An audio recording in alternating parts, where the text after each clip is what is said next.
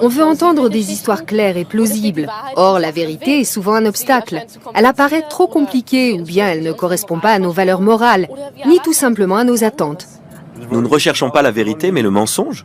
Oui, ou nous nous mentons à nous-mêmes. La vérité peut être source de désespoir, tandis qu'un mensonge peut nous porter très longtemps. Les chercheurs ont aussi prouvé qu'une automanipulation intelligente est indispensable à la joie de vivre. Elle est porteuse de sens et nous offre une structure. Du point de vue de l'évolution, c'est évidemment un avantage. Un mensonge de toute une vie nous donne de la force pendant longtemps.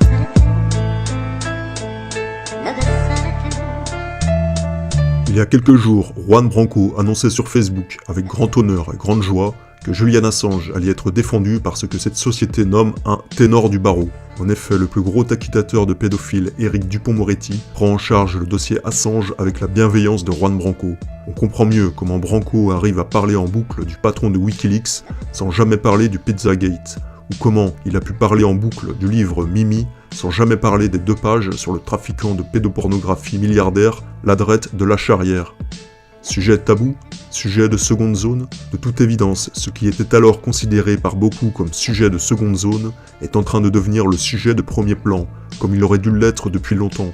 Après l'affaire Matzneff, qui semble avoir réveillé les journalistes, voici l'ancien voyou Gérard Fauré, qui au passage nous apprend que l'accusateur de Branco serait un fervent amateur de coke, balance que nous aussi Français aurions notre Epstein bien de chez nous, gravitant, une fois de plus, dans les hautes sphères de la société. Le nom d'Alain Delon circule, et que ce soit lui ou un autre, le tsunami de divulgation qui se profile à l'horizon quant à la pédocriminalité de réseau qui sévit en toute impunité dans notre pays, mettra en slip toute la clique mondaine médiatico-politique qui couvre cette crasse sans nom depuis tant d'années, que ce soit par complicité directe ou par lâcheté indirecte. Voyez comme cela transpire de tous les côtés.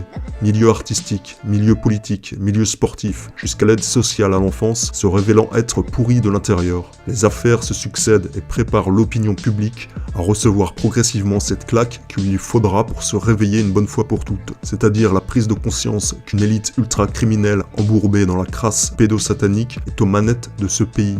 Car oui, cette divulgation ne peut se faire que par degrés successifs, évoluant inéluctablement et exponentiellement vers le cœur du système de domination actuel. Le noyau dur étant les pratiques occultes de type sectaire liées au contrôle mental basé sur les traumatismes. Nous pourrions dire qu'il s'agit là du sommet de la pyramide pédocriminelle, c'est-à-dire les pratiques les plus difficilement compréhensibles pour le commun des mortels, en particulier pour la caste journalistique athéo-gauchiste préférant éluder et ridiculiser le sujet par la désormais traditionnelle théorie du complot. Leur logiciel idéologique les faisant bugger à l'idée que la loge républicaine puisse être liée d'une manière ou d'une autre à des pratiques occultes de type diablerie et autres mafieuseries. Voyez le scandale de pédomanie dans le patinage artistique et plus globalement dans le milieu sportif. C'est là le sommet de l'iceberg ou, inversement, la base de la pyramide. Car si l'on remonte sur l'échelle de la hiérarchie sportive, nous trouvons au sommet de cette industrie des individus tels que Serena Williams ou Tiger Woods, des monstres de performance qualifiés comme meilleurs joueurs de tous les temps. Et il se trouve que ces 2 super athlètes injectés dans cette industrie du divertissement depuis leur plus jeune âge montrent de fortes indications quant au contrôle mental auquel ils seraient soumis. Serena Williams ayant carrément énuméré une à une ses personnalités altères dans un célèbre documentaire américain. Mais qui fait le rapprochement entre ces déclarations bon enfant de la joueuse de tennis numéro 1 mondiale et le trouble dissociatif de l'identité, résultant de traumatismes extrêmes de la petite enfance ? Qui se soucie des déclarations de Tiger Woods, affirmant qu'il oublie quasiment automatiquement ses meilleurs coups? Qui se soucie des programmations mentales que ces 2 super athlètes ont pu subir depuis leur petite enfance? Show must go on. Jusqu'à quand? J'invite les internautes qui découvriraient le sujet à étudier un cas d'école pour se former à cette dure réalité. L'affaire Dutroux.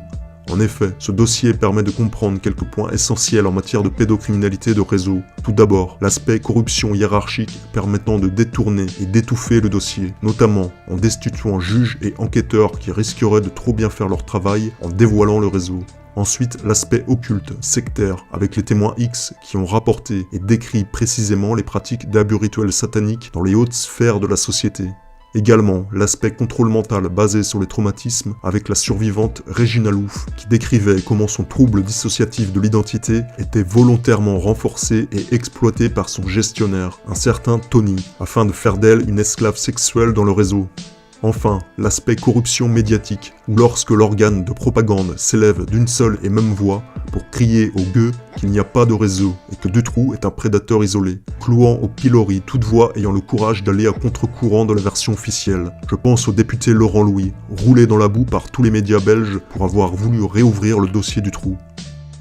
L'affaire Dutroux, tout comme ce qui était surnommé la panique satanique aux États-Unis dans les années 80, étaient des fenêtres de tir, des fenêtres d'ouverture, vite refermées par les institutions vérolées et les organes de propagande complices, tout comme le scandale Karen Mulder. Mais nous constatons de plus en plus que l'heure est à la divulgation massive et totale. Il est probable que la boîte de Pandore qu'est le pédosatanisme élitiste s'ouvre dans une explosion synchrone au chaos sociétal qui se dessine inéluctablement. Préparez-vous.